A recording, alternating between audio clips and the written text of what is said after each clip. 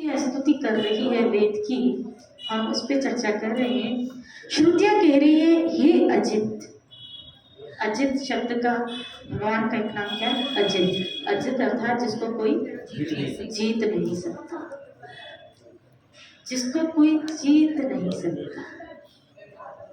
और उसी दिन मैं कह रही थी उसके पक्ष में आ जाओ, जिसको जीत नहीं सकता अगर उसको अपने पक्ष में ले लोगे या आप उसके पक्ष में चले जाओगे तो आपकी विजय सुनिश्चित है।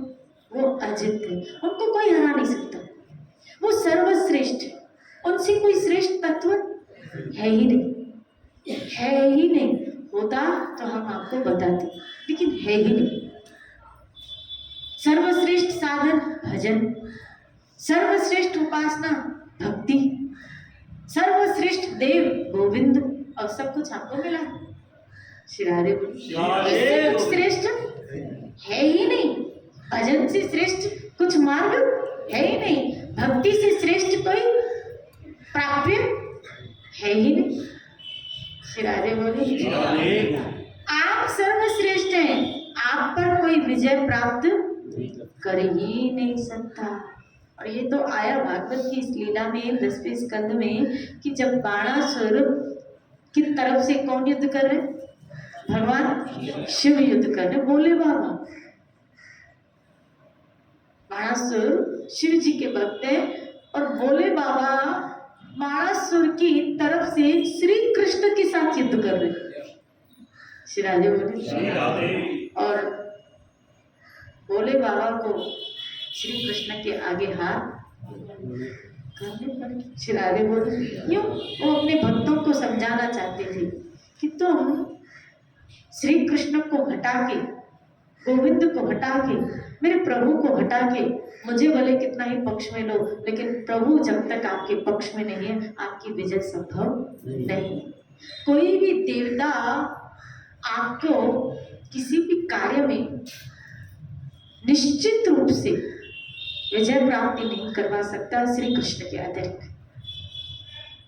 इसीलिए तो अर्जुन ने बहुत समझदारी का काम किया, क्या? कृष्ण को दे दिया, क्योंकि पता था ये है तो विजय है।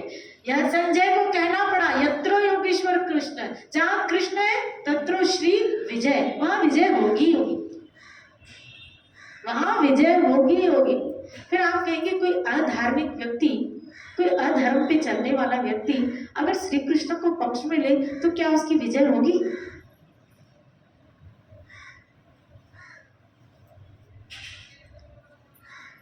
अगर उसको ये बात पता चल जाए कि कृष्ण, मान लो दुर्योधन इसको ज्ञात हो जाता, पहली बात तो वो लेगा ही नहीं, लेकिन अगर ले भी लिया किसी के बैकार में, चलो पहली बात तो लेगा ही नहीं, क्योंकि असुर व्यक्ति अधिकतर भगवान शिव की उपासना करते। श्री राधे बोले वो अशुतोष है, जल्दी दे देते हैं। तो अगर मान लो ऐसा व्यक्ति भगवान कृष्ण के पास आएगा तो पता है पहले भगवान क्या करेंगे? पहले उसकी सफाई करेंगे, उसकी असुर वृत्तियों का नाश करेंगे। जब तक वो सत्य पे नहीं आएगा, जब तक वो धार्मिक नहीं बनेगा, तब तक विजय का डंका बजने वाला नहीं है। ये भी उनकी अहितु की कृपा कि भले आप दुष्टता के साथ श्री कृष्ण को अपने पक्ष में लेते हो, लेकिन पहले कृष्ण आपकी दुष्टता को हटाते हैं। हम सब जब इस मार्ग में लगे, सब कोई दूध के दुले हुए नहीं थे। पता नहीं कितने विकार पनप रहे थे और पनप रहे हैं भी, थे भी और है भी। श्री राधे बोले ये तो मेरे मालिक की, मेरे गोविंद की, मेरे ठाकुर की कृपा है कि क्या ये इज्जत का पर्दा लगा हुआ है कि अपनी ढक्कन ढकी हुई है। कभी कभी कहते हो ना क्या कि अगर मान लो, विचार करो जरा कि जैसे बिजली का जितनी जलती है वो तो इसका मीटर बाहर लगा हुआ होता है, तो जितनी बिजली जलती है वो मीटर यूनिट दिखा देता है और उस हिसाब से बिल आता है।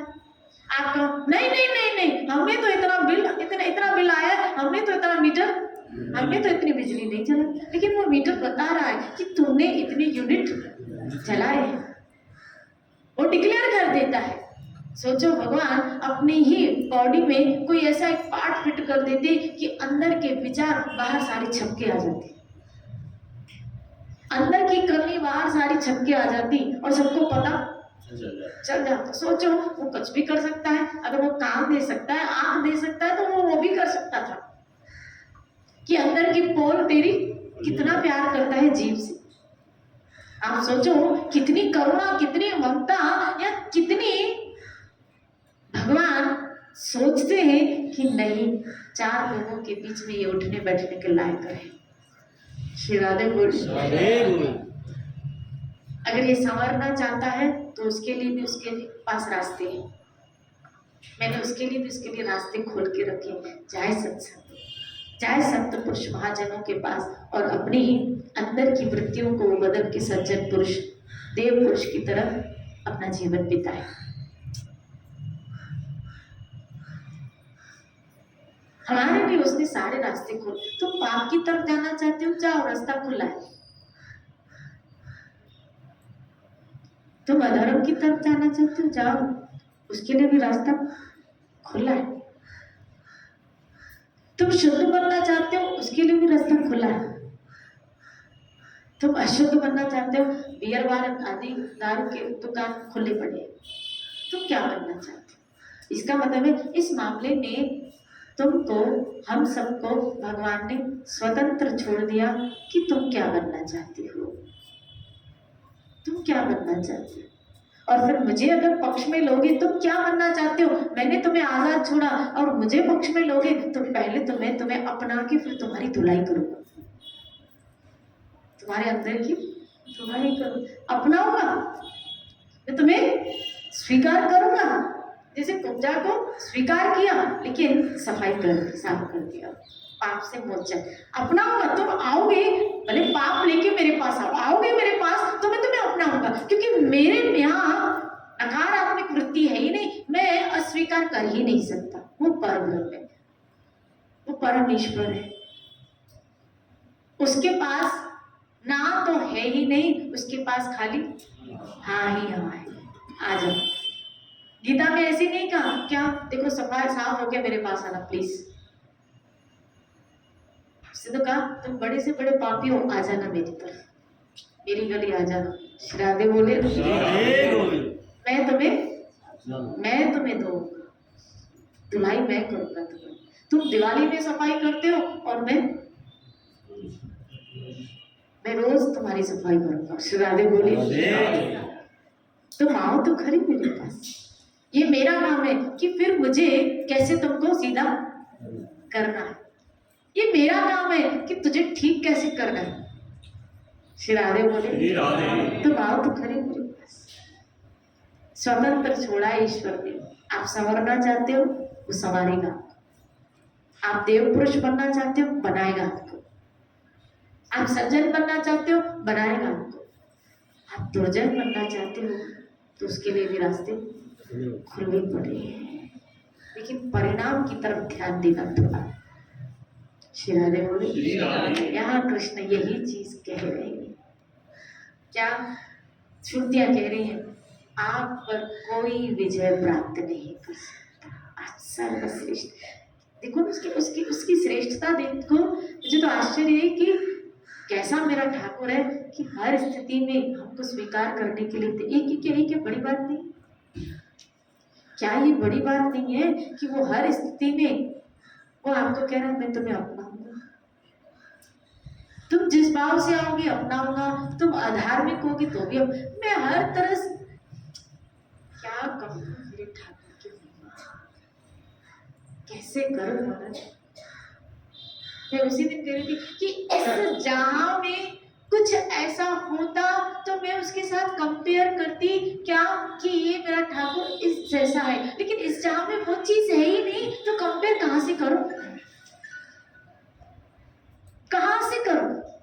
उसकी उदारता अगर मैं कहूं कि समुद्र जैसी है, लेकिन समुद्र की गहराई तो उसके आगे बहुत तुच्छ है, बहुत तुच्छ है। अगर उसकी सुंदरता का वर्णन करूं तो कोई यहाँ का कवि ज्यादा से ज्यादा सुंदरता को लेता है तो चांद को लेता है, ज्यादा से ज्यादा उसकी, लेकिन उसमें भी तो धाग है। श्री राधे उसने तो गीता में कह दिया क्या, चंद्रमा और सूरज तो मेरे, वो तो उनकी आंखें। श्री राधे बोले लो कर लो बात। अब उसकी सुंदरता वहां से क्या कंपेयर करें अपन?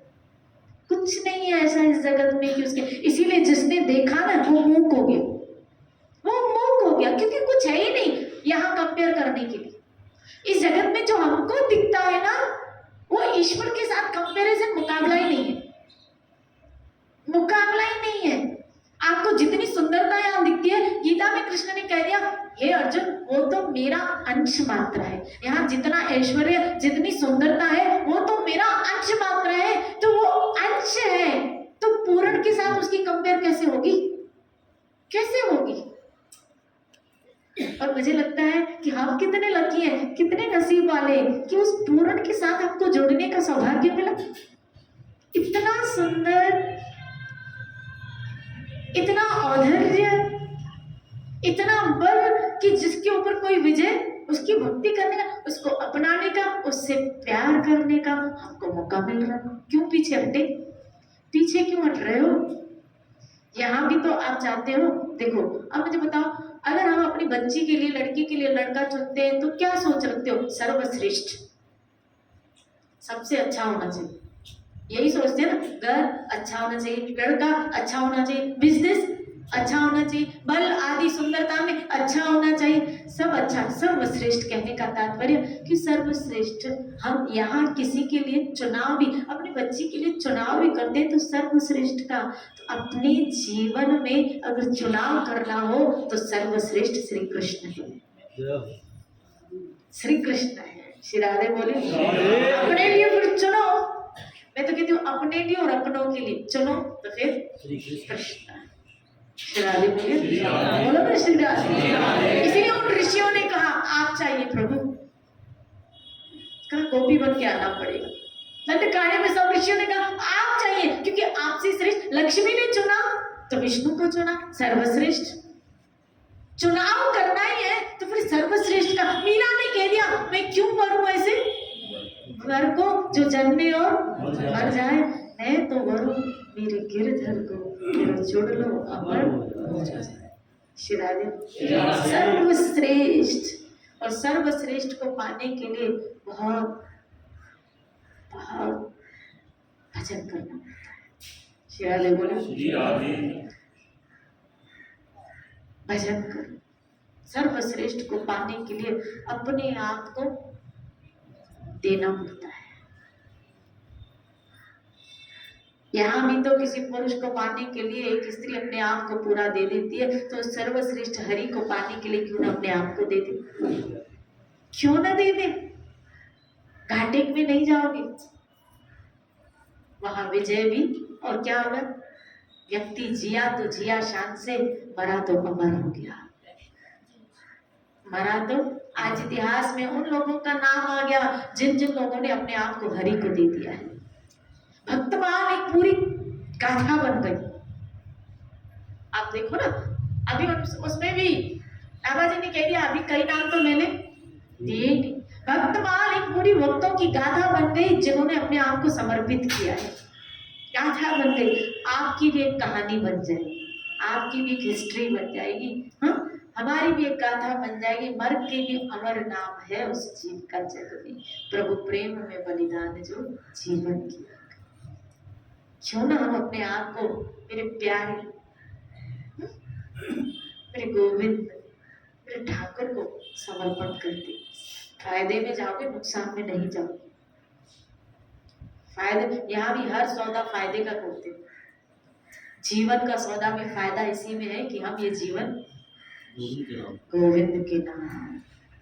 श्री राधे बोले जन्म तुम्हारे लिखे, ये जन्म तुम्हारे लिखे। गुरुमंत्र की वाणी की ये जन्म तुम्हारे लिखे। हे गोविंद, बहुत जन्म बिछड़े थे माधव। माधव किसका नाम? कृष्ण का। मुझे तो समझ में नहीं आता, गुरुमंत्र पढ़ के भी लोग कृष्ण की शरण में क्यों नहीं आते? खोपड़ी में बात बैठ, कितनी क्लियर है, कितनी क्लियर है। बहुत जन्म बिछड़े थे माधव। हे माधव, मैं तुमसे बहुत जन्म, ये जन्म तुम्हारे लिखे, मैंने ये जन्म तुम्हारे नाम कर दिया। श्री राधे बोली, क्या हम सबने उसके नाम किया कि कुछ घड़ियां की, कुछ पल की? बस सुबह सत्संग सुनी, वहां तक सीमित है हमारे लिए हमारा गोविंद, उसके बाद गया आया राम और गया राम। जीवन समर्पित करने का अर्थ क्या हुआ कि जहां आपकी सब वृत्तियां, आपकी सब कर्म श्री कृष्णमय बन जाए। आपको खाली यहाँ तक, यहाँ तो एक पाठ है कि ये समय भी कृष्ण के साथ जाए। ये समय भी हमारा, सुबह से उठो ना रात तक, और रात का चयन करो, विश्लेषण करो क्या कि मेरा कितना समय कृष्ण के साथ बीता, मेरा कितना समय मेरे ठाकुर के साथ बीता। श्री राधे बोले, सुबह से लेके रात तक जो घड़ियां, जो पल बीते साथ तुम्हारे, वो पल ही जीवन है। हे हरि, जो समय आपके साथ बीतता है वो मेरा जीवन है, बाकी तो सब मुर्दे के समान है। कह दिया भागवत में, क्या वो शव है, भागवत ने कहा वो शव है, मुर्दा है, जो भगवान के आगे, जो ठाकुर जी के आगे नहीं झुकता। वो आंखें आंखें नहीं, मोर पंख के बराबर है, जिन आंखों से हरि का दर्शन नहीं। वो कान कान नहीं, सांप के बिल है, जिनसे हरि कथा नहीं। वो जवान जवान नहीं, मेढक की जबान है जो खाली टर टर करती है। भागवत ने तो कह दिया क्या कि अगर इसे हरि चर्चा, हरि गुण नहीं गाए जाते तो इसको काट के कौओं को खिला देना चाहिए। भागवत ने कह दिया कि इसको काटो, कौओं को दे दो, उनका कम से कम भोजन तो बनेगा। क्या तुम खाली इस जबान से इधर इधर इधर गोसप, इधर गोसप, इधर भजन, इधर ये बात ये बात ये बात, बस हो गया, पूरा दिन हो गया। श्री राधे बोली, क्या जीवन बिताना, ऐसा जीवन नाना। सुबह से लेकर रात तक विश्लेषण करो, ये समय भी मेरा किसके साथ जाए, खुश हुआ करो। अरे सत्संग के टाइम खुश हुआ करो, मेरा समय किसके साथ जा रहा है, कृष्ण के साथ जा रहा है, मेरे कृष्ण के साथ बीत रहा है, मेरा कृष्ण कान में जा रहा है, कृष्ण मेरी आंखों में आ रहा है, मेरी आंखों में कृष्ण, मेरे कानों में कृष्ण, ये कानों के द्वारा कृष्ण जो सर्वश्रेष्ठ है वो आपको मिल रहा है। और क्या चाहिए, जो सर्वश्रेष्ठ है वो आपको मिल रहा है, और वो श्री कृष्ण है। इसीलिए आका आपकी जय हो, जय हो, जय हो प्रभु। श्रुतियां कह रही आपकी जय हो। और ब्रह्मगिरी जी महाराज इस संदर्भ में कहते क्या भगवान की जय कर दो, उसने पहले ही तुम्हारी जय कर दी।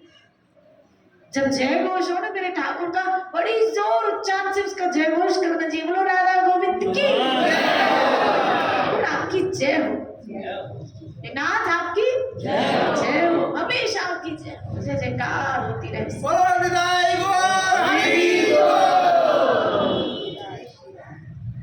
जय करने में उसकी आपकी।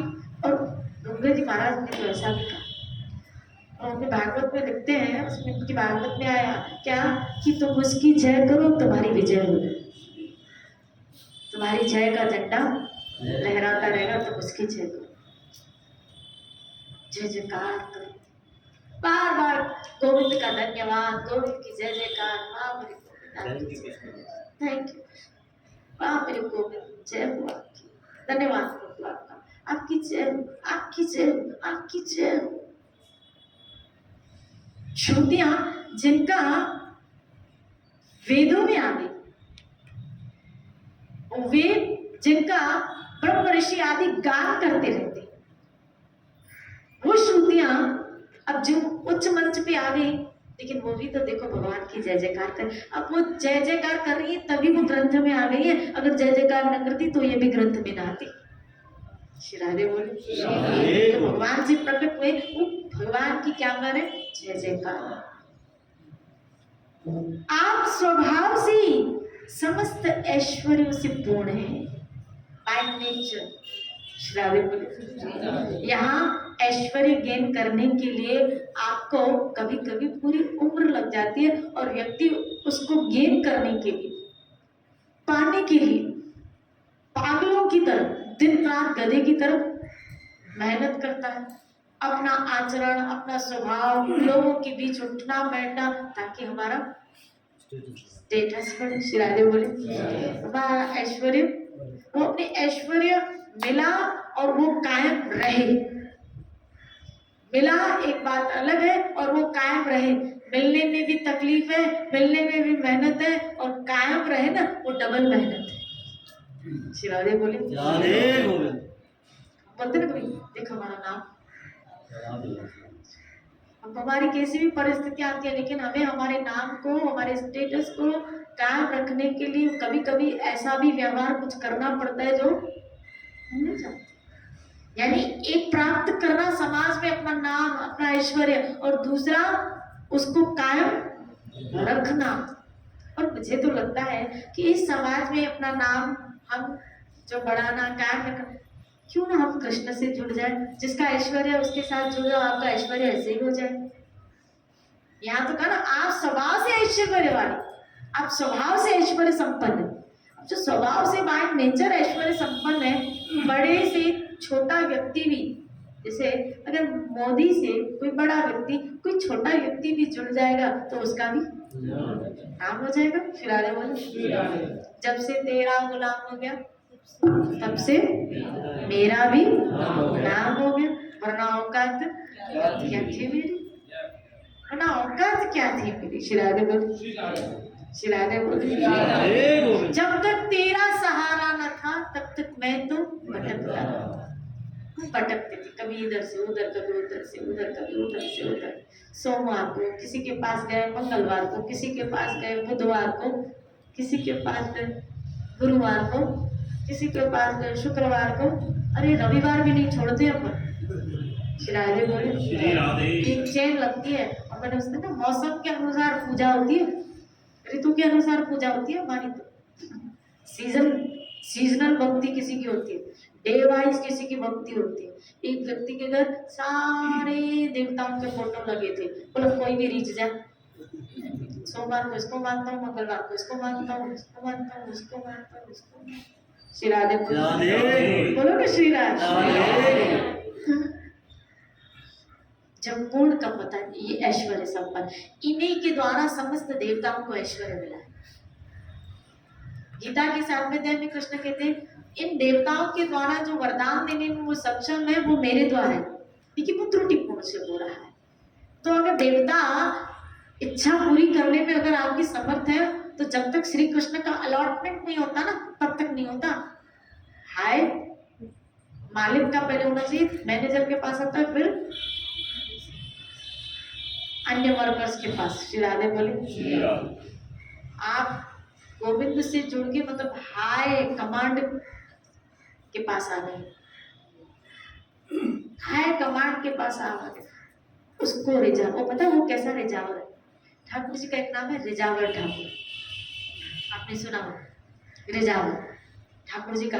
कैसे रिझ जाता है, गीता में तो कह दिया पत्रम पुष्पम फलम तोयम भक्त्या। रिजावर कैसा, मतलब तुलसी का पत्ता भी चलेगा लेकिन प्यार चाहिए मुझे तेरा बस।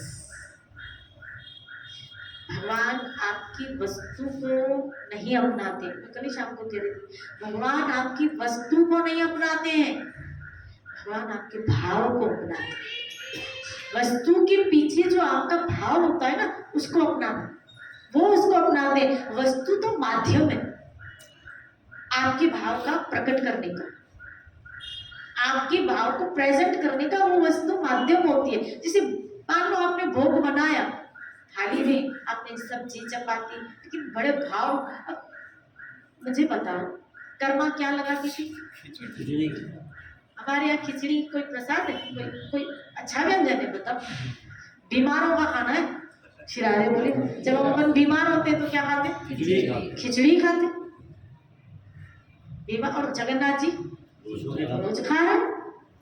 अरे बीमार का खाना मेरा ठाकुर रोज का, जहाँ जिसको क्या लगे 56 भोग, 56 भोग। श्री राधे बोली उस दिन मैं बता रही थी ना माधवदास जी का, माधवदास जी के चरित्र में आया कि एक दिन जब वो वृंदावन में आए और जगन्नाथ जी आपको पता है उसके साथ साथ चल रहे थे, तो घड़ी घड़ी भूख लगी, घड़ी घड़ी भूख लगी। अब वृंदावन जैसे ही पहुंचे, जैसे ही वृंदावन पहुंचे निधिवन के यहाँ, पहले बिहारी जी निधिवन में थे, तो निधिवन में बिहारी जी के दर्शन किए, उनको भूख लगी, बहुत तेज भूख लगी।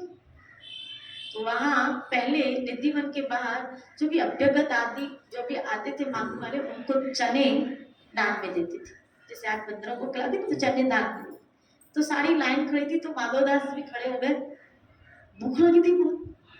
तो जब इनको पता चला ये तो जगन्नाथपुरी से संत आए हैं, तो इन्होंने कहा महाराज आप जैसे जब संत आते हैं ना, तो उनको चने नहीं, उनको तो बिहारी जी का प्रसाद मिलता है, तो आप थोड़ा वेट कीजिए, इनको भोग लग रहा है, छप्पन भोग लग रहा है, आपको प्रसाद मिलेगा, आप थोड़ा वेट करिए। किसी भूख शांत नहीं हो रही थी। उन्होंने कहा तुम चने तो दे दो भाई बड़ी।